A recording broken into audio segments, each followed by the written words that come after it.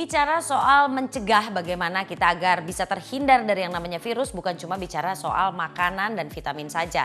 Tapi kita juga bicara tentang pola hidup sehat dan juga bicara tentang kebutuhan tubuh kita akan yang namanya olahraga. Nah, ada nih Wanda Hamidah yang memang dia menekuni yoga sebagai olahraganya, ini keren banget loh. Kemudian juga beliau ini ya mengatur pola hidupnya yang pasti penasaran kan? Mau tahu? Nanti kita lihat ya. Kemudian ada lagi Fitri Karlina. Kalau Fitri Karlina ini dia itu pengen melakukan yang namanya bayi tabung nih ya pemirsa. Cuma beliau ini ada masalah dengan trauma ya terhadap yang namanya terapi hormon. Kenapa dan bagaimana? Kayak gini.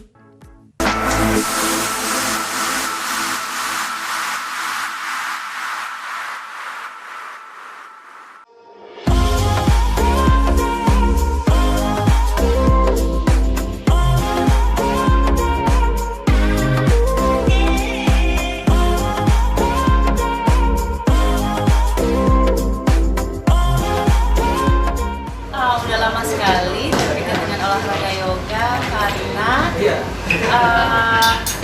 supaya saya bisa melakukan olahraga sendiri, karena waktu dulu kan olahraga saya lebih olahraga yang basket ya, olahraga yang teamwork gitu. Kalau waktu itu setelah menikah saya ingin punya olahraga yang bisa saya lakukan sendiri kapan aja dan nggak repot.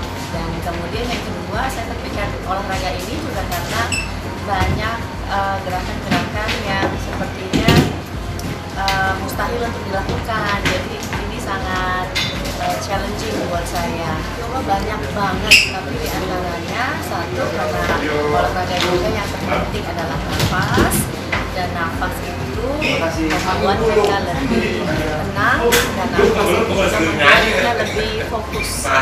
Itu sih yang paling penting, relaksasinya, kemudian fokusnya sama stretchingnya yang diperlukan oleh tubuh. Setiap hari sebetulnya pilihan yoga banyak. Kalau buat kamu yang nggak punya waktu banyak, lakukan gerakan pemanasan 10 menit, 15 menit, atau setengah jam. Tapi kalau yang sudah advance, biasanya saya melakukan yoga setiap hari 1,5 jam sehari. Yang penting adalah rutinitas atau konsistensi. Misalnya kalau kamu melakukan yoga seminggu 2 kali, terus seminggu 2 kali.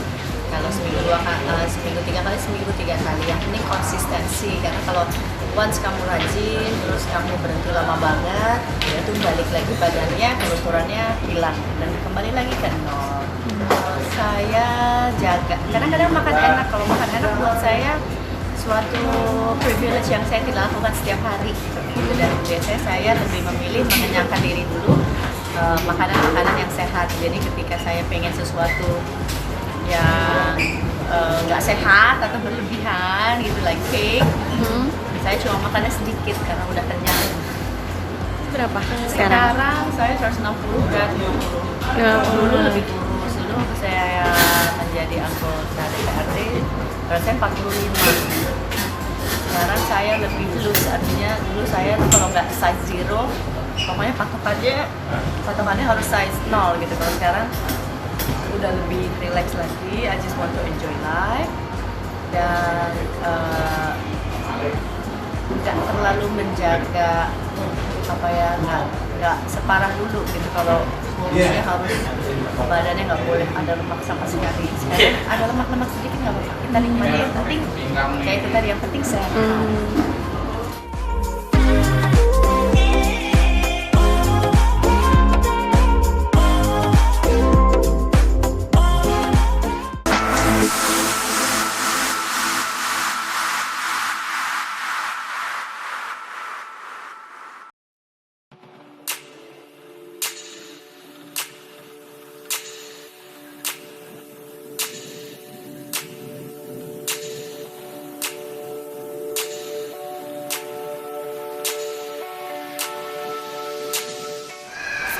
Masih menjalani program secara alami. Kalau memang nanti harus the worst scenario harus benar-benar secara buatan pun ya harus atas bisa dibilang pantauan dari dokter, karena aku kan kemarin karena nggak cocok dengan hormonnya, ada kesehatan aku yang lain yang kena gitu impactnya. Jadi untuk yang sekarang ini aku lebih hati-hati lagi. Ya lebih menjaga pola hidup, hindari stres, terus juga hormon-hormon yang memang memicu itu memang aku sangat-sangat menghindari. Jadi makanya aku kalau sekarang juga programnya kan lebih alami. Oh jadi enggak? Sama hormon buatan. Jadi badan aku tuh ada reaksi berlebihan gitu. Akhirnya ada kesehatan dari tubuh aku yang lainnya yang terganggu. Apa kesehatan tubuh apa?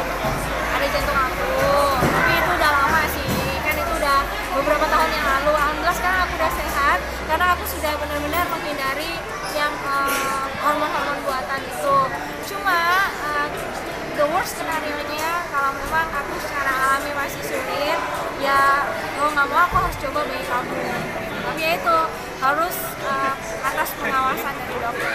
Emang apa yang menjadi kendala belum melakukan bayi tabung? Ya itu tadi masih ada trauma juga, terus juga masih ada efek alerginya juga. Jadi masih banyak sih, makanya harus banyak-banyak konsultasi dan pengawasan. Nah, ini udah menjalani bayi tabung Mbak dengan hormon buatan itu Mbak? Itu inseminasi. Oh, inseminasi. Beda ya? Oke. Beda, kalau inseminasi kan hanya dipertemukannya di luar. Tapi kak, maksudnya bertemu dipertemukannya di dalam, dibantu. Kalau bayi tabung kan dipertemukannya di luar, terus dimasukkan embrionya di rahim.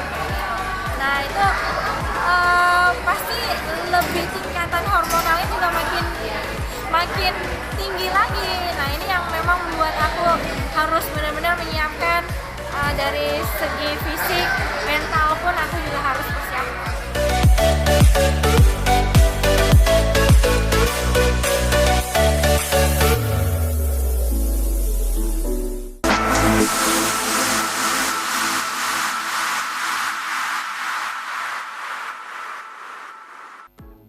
Ya, sekarang ini memang yang harus diperhatikan adalah bagaimana kita menjaga kesehatan kita dari pola hidup, pola makan, pola istirahat, dan juga pola olahraga.